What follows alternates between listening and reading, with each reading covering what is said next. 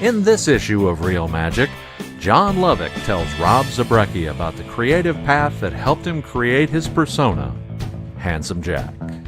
After about 2 years of being very obsessed with magic and, really learning as much as I could in those 2 years and being completely obsessed with it, reading every book I could and buying tricks and practicing, I moved back to LA, started going to the Magic Castle, eventually became a member of the castle, started hanging out there, meeting magicians, and all my friends that I was hanging out with at the castle started auditioning to perform at the castle and getting booked. Mm-hmm.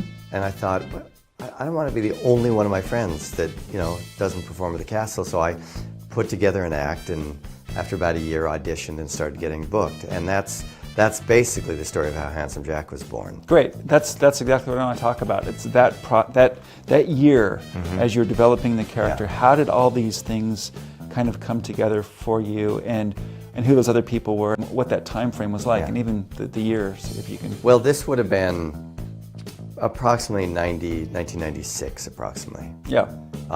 Maybe a little earlier than that. But like I said, I thought, I'm going to put together an act. I'm going to audition to perform in the parlor. Parlor.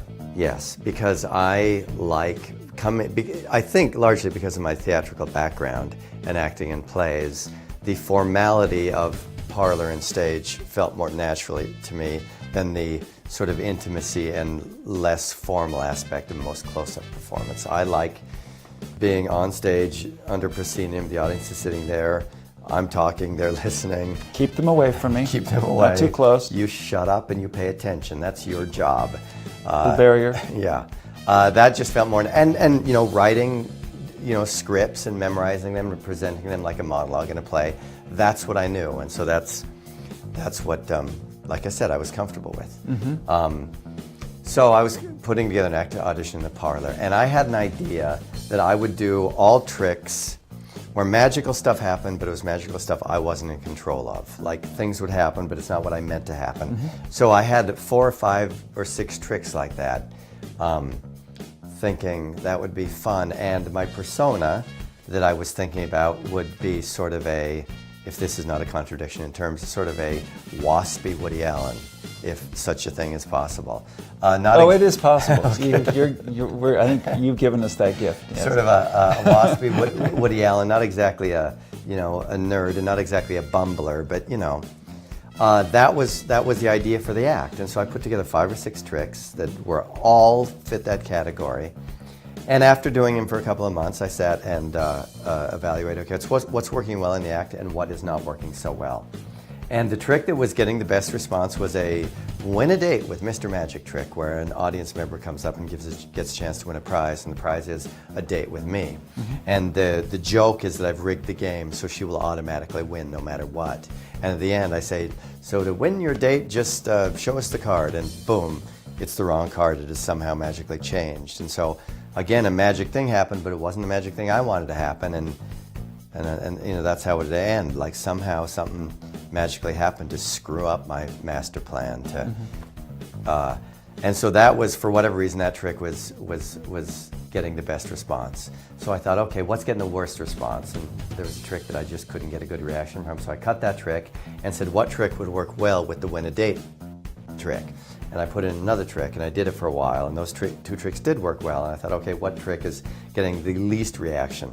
And I cut that one and added something that would go well with these 2. And eventually, over the course of the year, I became Handsome Jack. Mm-hmm. I was trying to go in that direction, but every time I'd change it, I'd shift until I was going in the exact opposite direction that I intended. And if you had told me at the beginning of the year, at the end of the year, you'll be performing as Handsome Jack, male model magician, I would have said, you're out of your mind. I would have said, there's no way that's going to happen. That's not possible. That sounds stupid. That's not my kind of humor. It's not the kind of thing I would do. But the lesson there was, pay attention to the audience. Pay attention. They're going to give you feedback about what they like and what they don't like and what works and what doesn't work. And you have to embrace that one way or the other. Also in issue 49, Kainoa Harbottle discusses fallacies. The fallacy I want to talk about today is one of my favorites, known as bifurcation. Bifurcation. All it is the either-or fantasy. And the best example of this is the sentence, "You're either for us or against us." And it's the idea that you have either A or B, you don't get to make a choice except for those two. When in reality, you should think about things as something like it's either A or Z, and there's a whole alphabet in between of choices that you could make, that they're possible for you. So anytime someone gives you an either or, the important thing to think is, maybe this is an and also. It's not an either or, it's an and also. I apply this to magic a lot in terms of creativity, in general with magic, just in terms of creativity. Because if you think, well, I either have to do it this way or that way, you're going to box yourself into a corner. You're limiting your choices. So if you think, well, if there's an and also here, if there are other options here, that's going to give you the creativity that you're going to need. Doc Eason shares strategies on how to start a career in restaurant and bar magic. Catalina takes her turn at mind tripping. And Tyler Erickson returns with Stronger Magic. In this issue, Tyler discusses natural movement and the relationship between the hands and the eyes. So if I'm looking at something here and then looking up at you, that's very easy to see when my eyes shift because my hand and my face are very close together.